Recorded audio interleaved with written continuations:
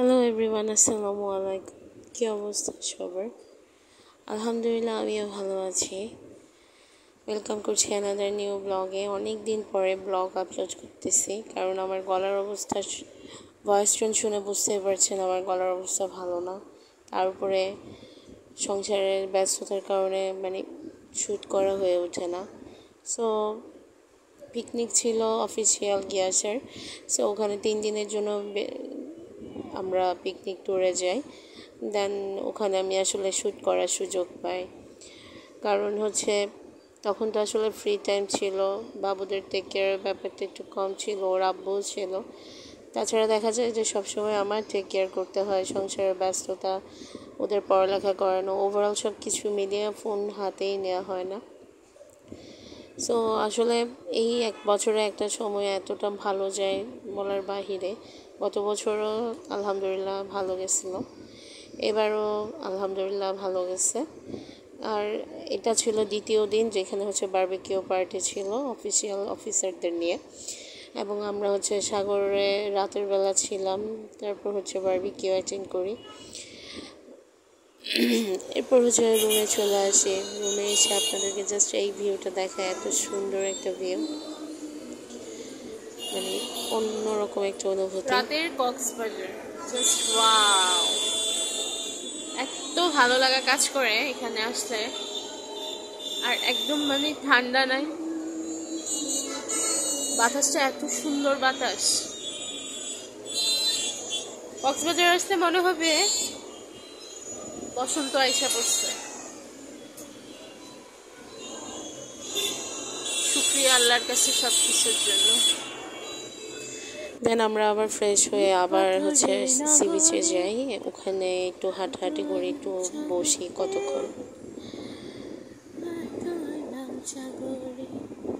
এই সাগরে জুড়ে আইসায় আমার মাতাল মাতাল লাগে, পারতাম যদি থাইকা যাইতে এই শহরের মাঝে, ছিল মালা গায়ে থাকাটাই দিতাম জীবনটারে, আমার মন মানে না শহরে ইট পাথরের নগরে, তাই তো এলাম সাগরে।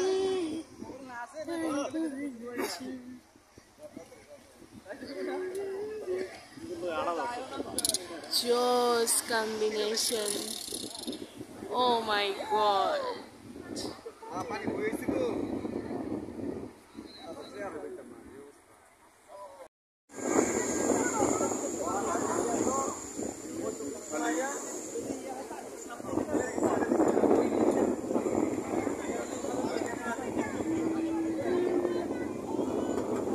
The sea and the moon.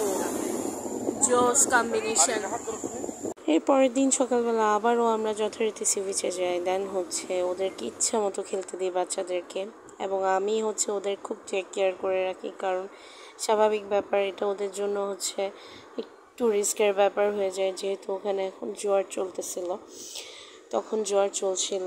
এবং আমি নিজে সাগর পার তেমন একটা এনজয় করতে পারিনি, কারণ স্বাভাবিক টেক কেয়ার যখন করবেন আপনি তখন আশেপাশে আর কোনো কিছুই খেয়াল করা হবে না।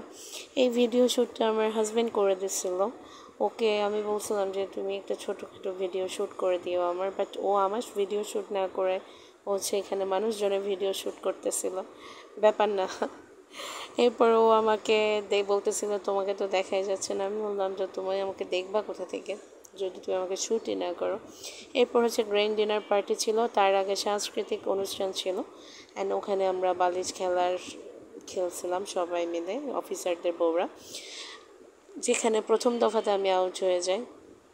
এরপর আমি আউট হয়ে এরপর আমি ভিডিও শ্যুটটা করি।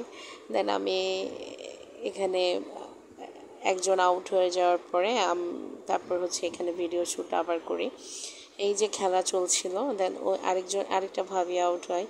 এভাবে করে আসলে অনেক দিন পর বালিশ খেলা পিলো পাসিংটা খেললাম, ভালোই লাগছিল, যদিও মনটা একটু খারাপ হয়েছিল, কারণ ফার্স্টেই আমি আউট হয়ে গেছিলাম।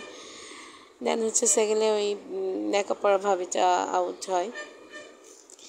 এরপর হচ্ছে এখানে গান হয়।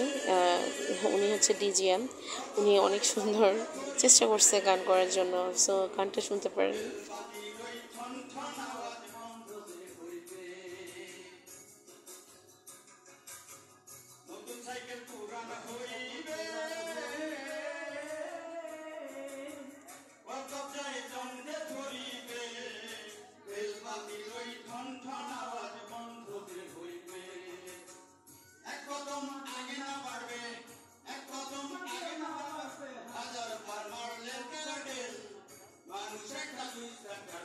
এখানে আরেকজন অফিসার অনেক ফাইসা গেছে গানটা করছিল, যেটা শুনে আমরা খুব হাসতেছিলাম।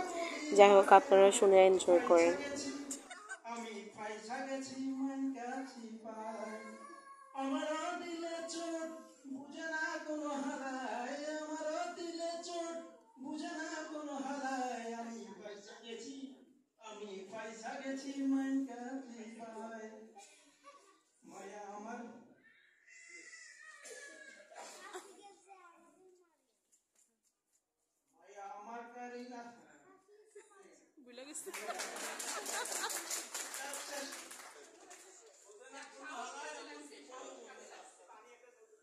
ফকির আইসাছে দুয়ারে দাঁড়াইয়াছে দিবেন নি গো আমা জান জাকাত ফেতরা যাইয়াছে ফকির আইসাছে না উনি কি অদ্ভুত গান শোনায় ফকির আইসাছে দুয়ারে দাঁড়াইয়াছে দিবেন নি গো আমা জান জাকাত ফেতরা যাইয়াছে। এই গানটা করার পর, শেষ করার পর এরপর হচ্ছে রাফেল ড্র হয় অ্যান্ড লটারি হয়।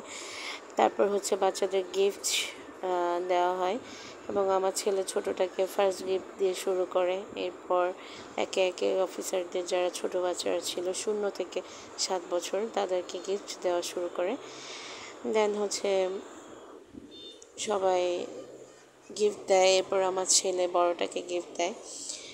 এই মিলন মেলাটা আসলে প্রত্যেক বছরই হয়, যেখানে আসলে খুব মজা করি আমরা অফিসারের বউরা সবাই মিলে। যেহেতু এটা গিয়াসের জন্য ফার্স্ট পিকনিক, কারণ ও ট্রান্সফার হওয়ার পরে নতুন অফিসে, সো এখানে নতুন ভাবিদের সাথে ভালোই লাগছিল। এরপরের দিন সকালবেলা, যেদিন আমরা চলে আসবো, আমরা হিমছড়ির উদ্দেশ্যে সকাল সকাল বের হয়ে পড়ি। এবং আমার হাজব্যান্ড যথারীতি ওর যেটা অভ্যাস, সবসময় জিজ্ঞেস করে এই রোড দিয়ে কই গেছে, ওই রোড দিয়ে কই গেছে, মানে একটা কিউরিসিটি দেখায় সবসময়, এটা দিয়ে কোথায় গেছে, ওইটা দিয়ে কোথায় গেছে, এরকম করতে থাকে। যার জন্য আমি আসলে মিউট করে দিছি সাউন্ডটা, আপনাদের ভালো নাও লাগতে পারে। অ্যান্ড যখন হচ্ছে আমরা হিমছড়ি যাওয়ার পথটাতে যাই, আসা শুরু করে, এইখানের ভিউটা জাস্ট অসাম।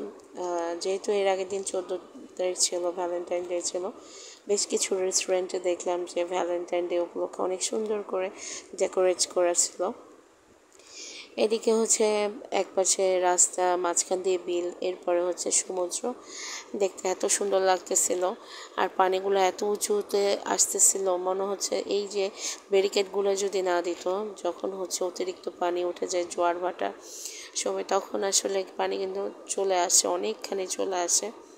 আর তখনই কিন্তু আসলে যারা উপকূলে থাকে ওদের অনেক ক্ষতি হয়ে যায়। এখন আসলে দেখার পরে বুঝতে পারছি যে আসলে সমুদ্র যেমন ভালো লাগার জিনিস, তেমনি অনেক সময় একটা গর্জন দিয়ে ভয়ঙ্কর রূপও নিয়ে নিতে পারে। প্রত্যেকটা সৌন্দর্যের কিছু ভয়ঙ্কর রূপ থাকে, যেমন মানুষদের সৃষ্টির সেরা জীব, তাদেরও ভয়ঙ্কর রূপ থাকে, তাই না? আল্লাহ তাআলা প্রত্যেকটা কিছুর মাঝে যেমন সৌন্দর্য দিছে, তেমনি ভয়ঙ্কর রূপও দিছে। এদিকে হচ্ছে প্যারাসাইলিং করতেছিল, কে তো জানি না, অনেক সুন্দর লাগতেছিল।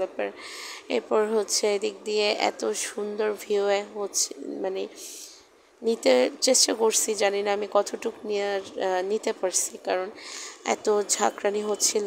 এক পাশে হচ্ছে পাহাড়, আরেক পাশে হচ্ছে সমুদ্র, জাস্ট অসাম একটা ভিডিও ছিল এটা।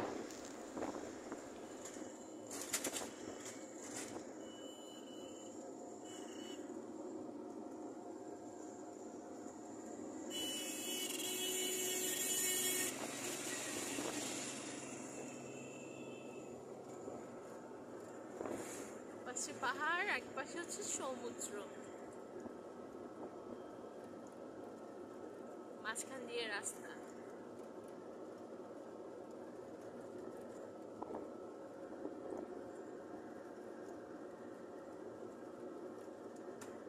অ্যান্ড দেন অবশেষে আমরা চলে আসলাম হিমছড়িতে, যেখানে আসলে আমি গিয়ে তেমন একটা মজা পাইনি বিকজ অফ যে ঝর্ণাটা দেখতে চাইছিলাম সেটা আসলে দেখা হয়নি, কারণ আনফর্চুনেটলি আমাদের টাইম খুব কম ছিল এবং আমরা সিঁড়িতে উঠতে উঠতেই আসলে আমরা অর্ধেক টাইম চলে গেছিলো, এত খাড়া সিঁড়ি ছিল। আর লিটারেলি আমি পাহাড়কে অলওয়েজ ভয় পাই, হাইটিংয়ের মানে আমার খুব ফোবিয়া হয় যে আমি উপর থেকে যখন নিচে দেখি তখন আমার মাথা ঘোরায়। সো এখানে সিঁড়িগুলো ছিল খুবই খাড়া অ্যান্ড আমার তো তখন অবস্থা খুব খারাপ হচ্ছিল। আমি সিঁড়িটা দেখে আমি জাস্ট ভয় পেয়ে গেছি যে এই সিঁড়িতে আমি কেমনে উঠবো। যাই হোক সাহস করে উঠে গেছিলাম। আমার হাজব্যান্ড আমাকে বলতেছিল যে তুমি পারবা, চেষ্টা করো। আমি ওদেরকে বাচ্চাদেরকে দেখছি। তারপর হচ্ছে আমি ওয়াসিরও খুব ভয় পাচ্ছিল, আমি ওকে বলতেছি বাবা আস্তে আস্তে ট্রাই করো, তুমি উঠতে পারবে। অর্ধেক সিঁড়ি উঠে পড়ছি, এরকম করতে করতে ইন্সপায়ারিং মোটিভেশন চলতেছিল আর কি। এবং একটা সময় একটু রেস্ট নিলাম অ্যান্ড ওখানে ভিডিওটা আমি ক্যাপচার করলাম। ওখানে যে এত উঁচু, এত হাইট, এখান থেকে পড়লে আর নিস্তার নেই। এবং আমার ছেলে ওকে যেহেতু আমরা বলছিলাম যে ঝর্ণা দেখতে যাবো, দেন ও হচ্ছে পাগলামি করতেছিল, ঝর্ণা দেখতে চলো, ঝর্ণা দেখতে চলো। দেন আসলে ঝর্ণা তো আসলে দেখতে গেলে আবার সেই পাহাড় বাইতে হবে, ওইটা আমার পক্ষে পসিবল ছিল না। আমি আমার হাজব্যান্ডকে বলতেছিলাম যে এই পাহাড়ে এই যে সিঁড়ি বাইলাম আমি আর কোনো ঝর্ণা টর্ণা দেখতে যেতে পারবো না আসলে। তো আমার ছেলেকে অনেকভাবে ম্যানেজ করে আমরা চলে গেছিলাম, বাট ও খুব কান্না করতেছিল ঝর্ণা দেখার জন্য। আসলে টাইমের স্বল্পতার জন্য আমরা পারি নাই। এখানে আপনাদেরকে দেখাচ্ছিলাম যে কিভাবে আসলে কতটা ভয় লাগতেছে, মানে কতটা নিচু, পড়লে নিস্তার নাই। দেখায় পড়লে আর নিস্তার নাই। বাজে আর তার উপর কুকুর। আমার তো প্রচন্ড ভয়, আমার ভয় দেখে আমার হাজবেন্ড আমার থেকে বাচ্চা দোনোজনকে কেড়ে নিয়ে বলছে তুমি আগে নিজে আস্তে আস্তে আসো। সমস্যা নাই, যেদিকে তাকাবেন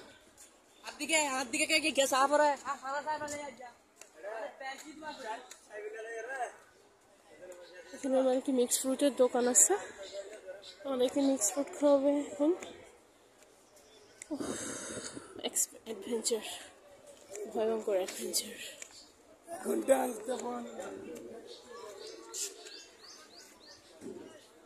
আমরা যথারীতি সব কিছু দেখে দেখে নেমে পড়ি। এটা হচ্ছে ঝিনুক মার্কেট ছিল।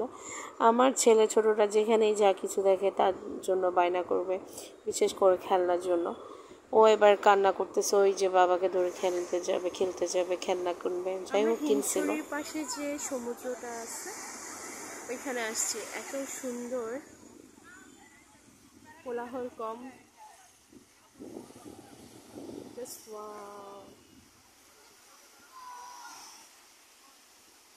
আর বেশি একটু গোসল দেখতে পারতাম, বাট অনেক দূরে যেতে হবে। তো আমার হাজবেন্ড ফাজলামি করতেছে।